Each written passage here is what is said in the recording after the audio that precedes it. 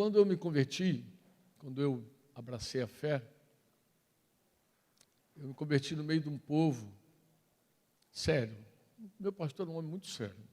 As pessoas, quando se convertiam, elas eram ensinadas, e logo de cara elas sabiam sobre a importância da santidade.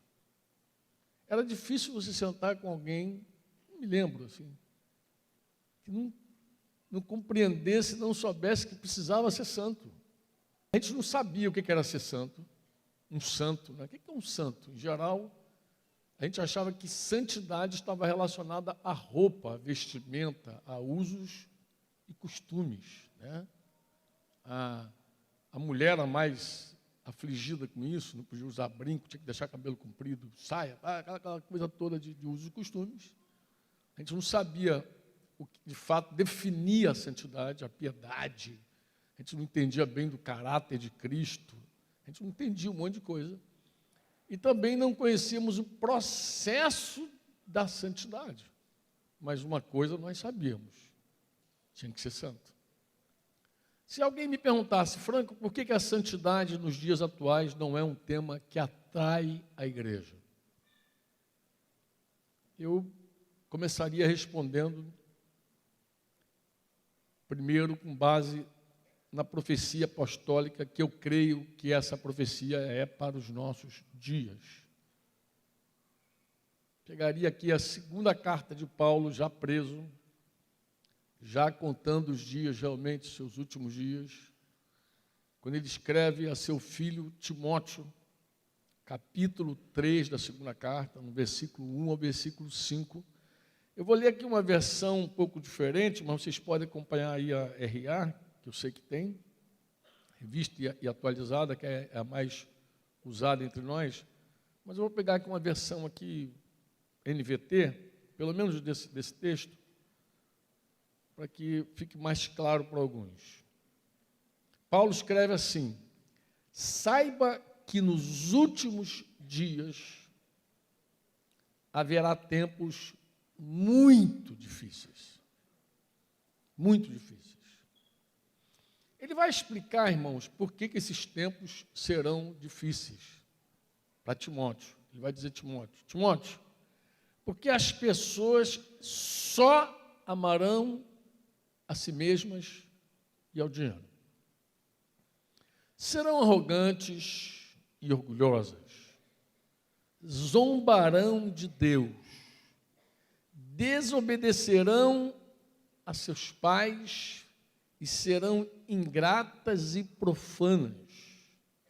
Não terão afeição nem perdoarão. Caluniarão outros e não terão domínio próprio, autocontrole. Serão cruéis e odiarão o que é bom. Trairão os amigos. Serão imprudentes e cheias de si. E amarão os prazeres em vez de amar a Deus.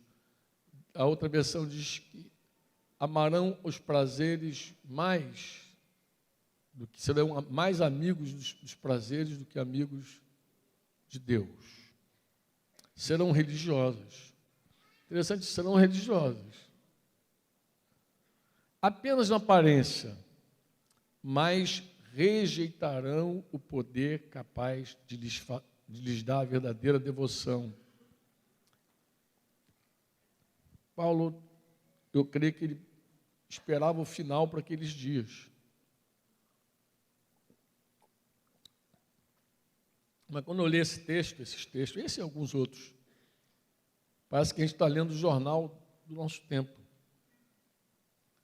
Parece que a gente está lendo as notícias dos nossos dias.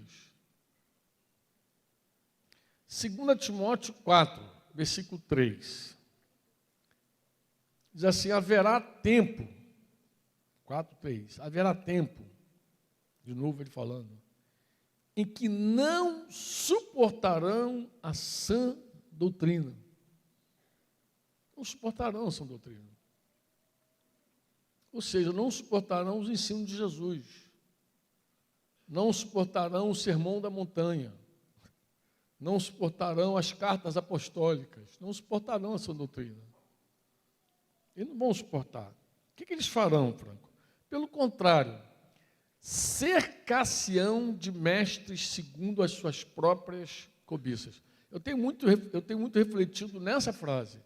O que seria alguém buscar um mestre segundo suas cobiças, segundo seus desejos, sua luxúria? Essa palavra é forte, inclusive a palavra no grego é uma palavra forte, né? O que seria buscar alguém segundo seus próprios anseios? 1 João, primeira carta de João, capítulo 2, versículo 15, João diz assim: não ameis o mundo, não ameis o mundo, e mais o quê? E nem as coisas que há no mundo. O que isso aqui é um mandamento para nós? Quem crê? Quem crê? Não, de verdade. Ó, não ameis o mundo e nem as coisas que há no mundo. Se alguém amar o mundo, o que acontece? O amor do Pai não está nele. Olha que dureza. E ele explica por quê. João é o apóstolo do amor, né? Ele explica por quê.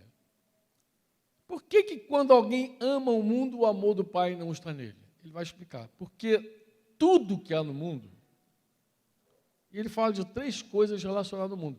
Na verdade, João vai migrar aqui lá para o Éden. Ele vai lá para o dia que Eva olhou aquele fruto.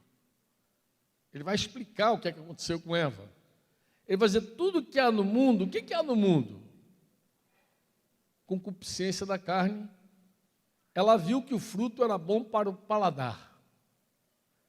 A concupiscência dos olhos.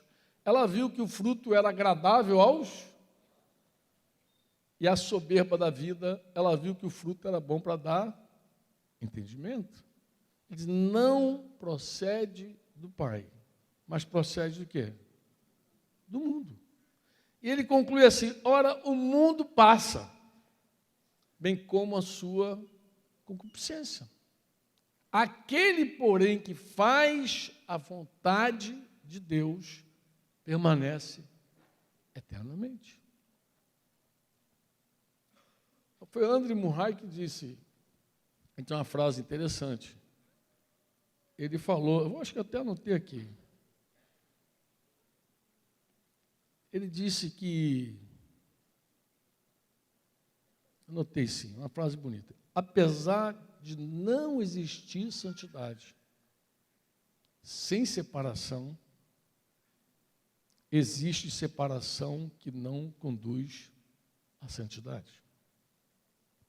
Às vezes a pessoa quer sair do mundo, mas o fato dela sair do mundo não torna ela santa.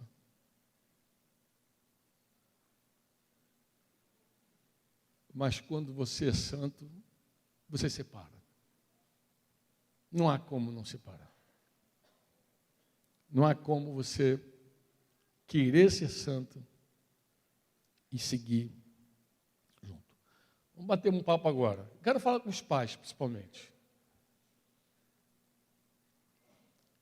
A pior coisa que um pai pode fazer com o filho é tentar explicar a sua rebelião. Encontrar uma razão para ele ser rebelde. Isso acontece na nossa vida também. É muito ruim quando eu quero explicar a minha rebelião. Porque o mundo o tempo inteiro vai fazer isso comigo.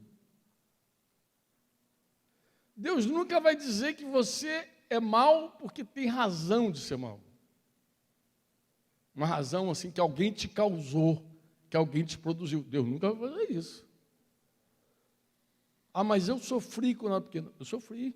Fui abusado, machucado, mas também abusei, machuquei, também aprontei 1001. Porque as nossas feridas não são apenas as feridas que os outros produziram em nós. Nós chegamos no reino de Deus com um monte de ferida que nós mesmos produzimos em nós. Todos pecaram, disse ele. Destituídos estão da glória de Deus. Irmão, a pior armadilha para um pai, para uma mãe, é tentar explicar a rebelião de filho. Ah, meu filho está adolescente. A igreja não consegue prender ele. Larga de ser bobo. Tu acha que a igreja tem que fazer show para prender jovem? Larga de ser bobo. Se teu filho começar a amar Jesus, onde tiver 2 ou 3 falando de Jesus, ele vai querer estar junto. 1 Pedro 1, 13 a 19. Por isso, cingindo o vosso entendimento, sede sóbrios, e esperai inteiramente na graça que vos está sendo trazida na revelação de Jesus Cristo. Como filhos de quê? Filhos de quê, amado? Filhos de quê? Nós não somos filhos da desobediência. Acabou esse tempo. Nós somos filhos da... Mesmo quando Deus diz não, Bruno falou mais cedo aqui na música, mesmo quando diz não, é não. Se Deus falou não, é não, pô. Somos filhos da... Não vos amoldeis a quê? As paixões que nós tínhamos, que tinhas anteriormente, na vossa ignorância. Então, quando a gente era ignorante, a gente tinha nossas paixões. Mas a gente não vai se amoldar a essas paixões no tempo da ignorância. Pelo contrário. Segundo é santo aquele que vos chamou. O que diz a Bíblia? O que Pedro fala? Tornai-vos o quê? Por que ele disse que vocês já são santos? Por que tornai-vos? Nós somos santos, por que eu tenho que me tornar santo? Bom, às vezes a gente tem uma coisa, é uma verdade posicional. Posicionalmente, todo mundo aqui é santo, porque todo mundo foi comprado por Jesus. Agora, realmente, nós precisamos ser santos. Nós precisamos viver como santos. Uma coisa é o que Jesus conquistou para mim. Outra coisa é o que Ele conquistou para mim ser visto em mim. Porque tudo que Jesus conquistou na cruz, a gente já cantava lá atrás, é direito nosso, é nossa herança, tem que ser visto em nós também, pô. Ah, eu sou santo, então viva como santo, pô. O Pai que a gente invoca, Ele não julga segundo os homens, Ele julga segundo as obras de cada um. Tudo errado que a gente está fazendo é porque a gente tem um coração torto. Não se iluda, é ilusão. É melhor assumir. Deus perdoa quem confessa. Quem assume o pecado é bom demais, pô. Deus corrige todos os seus filhos. Ninguém fica sem trato. Você pode dizer amém ou não? Portai-vos com temor durante o tempo da vossa peregrinação, sabendo que não foi o quê? Não foi o quê? Mediante a coisas corruptíveis, que foi o quê? Nós não fomos comprados mediante essas coisas. Mas nós fomos comprados como? Como é que a gente foi resgatado? É pelo sangue. Fostes resgatados do vosso fútil procedimento, que vossos pais vos legaram, mas pelo precioso sangue, como de cordeiro sem defeito, sem mácula, o sangue de Cristo. Tessalonicenses 4, de 1 a 8. Finalmente, irmãos, nós vos rogamos e exortamos no Senhor Jesus que, como de nós recebestes, quanto à maneira porque deveis viver e agradar a Deus. O que diz aí? E efetivamente continueis progredindo como? Cada vez mais está se santificando, progride. Cada vez mais, porque estáis inteiramente ou inteirados de quantas instruções vos demos da parte de quem? Pois essa é a vontade de Deus. Irmãos, tem 2 pontos aqui. Pois essa é a vontade de Deus. Você pode sublinhar isso aqui, botar em negrito, deixa amarelo na tua Bíblia. Pois essa é a vontade de Deus. Qual é a vontade de Deus? Qual é a vontade de Deus? Qual é a vontade de Deus? Ele é claro, olha, é a vossa santificação. Ele diz assim, que vos abstenhais de quê? Da prostituição, sai da porneia, sai da prostituição. Aqui ele está tocando um assunto. E sabe que essa igreja era perseguida? Sabia que era uma igreja perseguida? Estavam vivendo perseguição. Eu não sei como é que ele se embolava com porneia, com prostituição, mas ele falou, se abstenha da prostituição, que cada um de vocês, cada um de vós saiba possuir o próprio corpo em santificação e honra, não com desejo de lascívia como gentios que não conhecem a Deus, e que nessa matéria ninguém ofenda nem defraude seu irmão, porque o Senhor contra todas essas coisas, como antes vos avisamos e testificamos claramente, é o vingador. Porquanto Deus, diga Deus, não nos chamou para quê? Para a impureza. Ele chamou para quê? Santificação de Sarte. Quem rejeita essas coisas não rejeita a Modesto, a Franco, a Cláudio, a Mar... Rejeita quem? A Deus, que também vos deu o quê? E, cara, que texto tremendo. Ele derramou o Espírito Santo em nós para a gente ser santo. O problema é quando a santidade nos limita. Se levantar um muro para proteger, a gente quer. Protege, Senhor, tu me cerca por detrás e por diante, e sobre mim põe tua mão. Glória a Deus, é para ninguém ser atacado. Mas você não pode esquecer que esse muro que protege, ele limita também. E o problema é quando a santidade te tira do pecado. Porque o pecado, a gente quer ir para o pecado, a gente não quer os capetas junto, a gente quer só o pecado, sem diabo. Sem demônios, capiroto, arranca eles fora. Tem aquela história do irmãozinho que disse que orava quando ia para o prostíbulo. Orava, pedia oração. Mas o que tu orava, amado? Não, eu pedia, Franco, para Deus me guardar de toda doença venérea, me cobrir com o sangue dele. Caraca! Imagina o cara parar na casa de massagem e pedir a Deus a cobertura do sangue de Jesus. A gente ri porque é uma viagem, não é uma viagem, é um negócio muito doido, né? Mas é real. Mas engraçado, essas histórias que vocês estão rindo, lembra muito a igreja. Porque a gente, em alguma medida, a gente faz a mesma coisa. Em algum momento, a gente quer ser santo em alguns momentos, mas não tão santo em tudo. Não, tudo. Em todo procedimento. Em todo procedimento. Santo com tudo. Santo com a vida, santo com a esposa, santo com os filhos, santo com as finanças. Santo na vida sexual. Santo. Santo. Em geral, as pessoas não querem santidade, pô.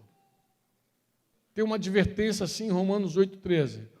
Porque se viverdes segundo a carne, caminhais para onde? Caminhais para onde? Para a morte. Se você vive segundo a carne, você caminha para a morte.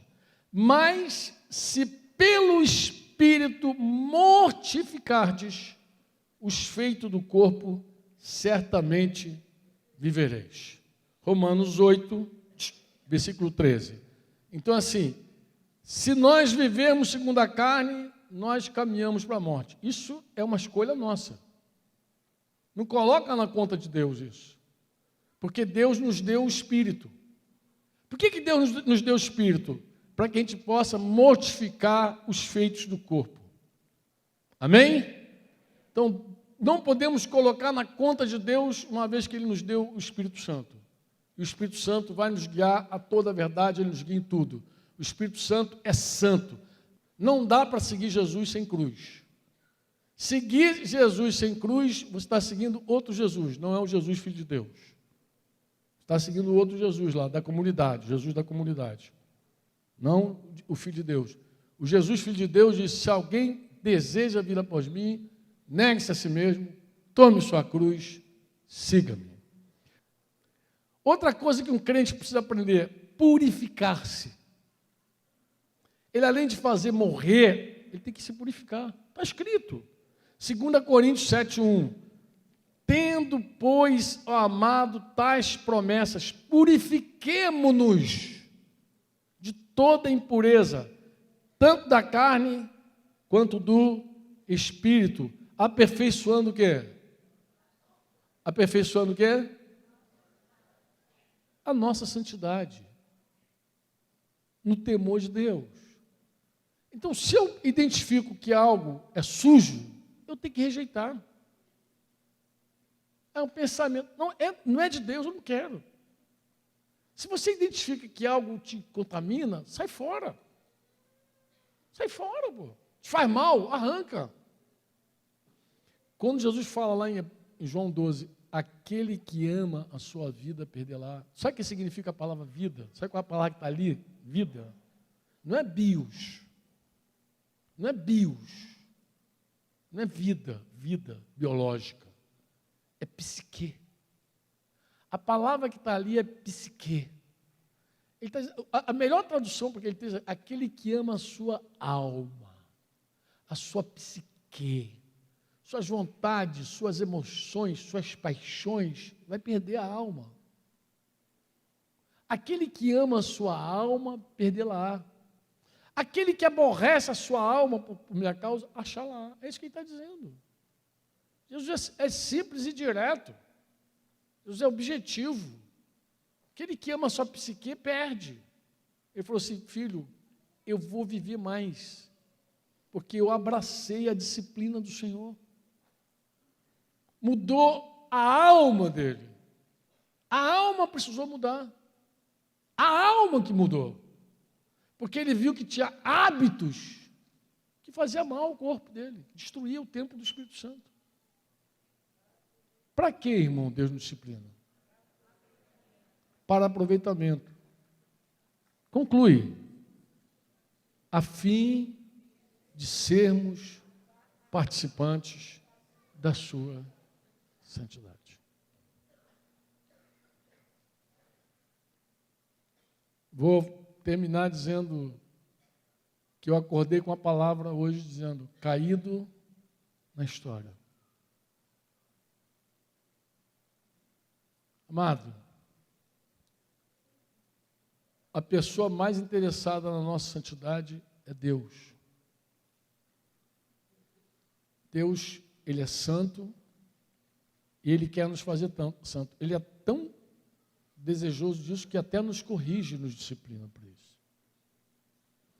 Ele não vai deixar faltar nada para a gente. Diga comigo assim, o Senhor, diga o Senhor, é meu pastor. Diga nada me faltará. O que é nada? Diga comigo, nem disciplina, nem vara vai te faltar. Porque o dia que Deus assumiu a gente como filho, Ele se comprometeu em nos corrigir também. Então, assim como os nossos filhos, a gente entende que cuidar dos nossos filhos inclui tudo, até a correção, Deus também. Diga nada. Nada nos faltará. Diz nem cajado e nem vara. Não falta nada. Se você nasceu de novo, Deus assumiu esse compromisso contigo. Não vai te faltar nada. Nem vara, nem cajado, nada. Papai vai seguir cuidando de cada um de nós até o fim. Até o final. Não importa, eu não gostaria de ir por caminhos tortuosos para aprender a obedecer, a ser santo. Mas se tiver que ser, que seja. Glória a Deus, Deus é bom, Ele sabe. Mas Deus não vai nos perder. Ele vai nos santificar. Cada processo que a gente passa com Deus, a gente sai melhor, sai mais santo do outro lado. É assim ou não é assim? Mas o que eu preciso, Franco? Você precisa crer e querer ser santo. Primeiro você precisa acreditar que pode ser santo.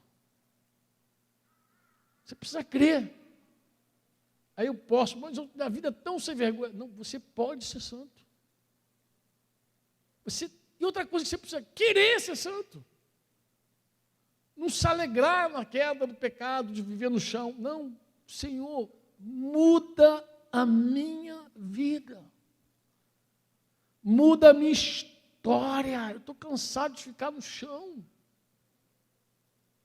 Eu não nasci para viver na lama. Eu nasci para viver na rocha, sobre a rocha. Eu quero ser santo, tem que ser mais do que uma canção, tem que ser um clamor do coração. Eu quero ser santo, totalmente santo, no corpo, na alma e no espírito, diz a Escritura. Santo plenamente.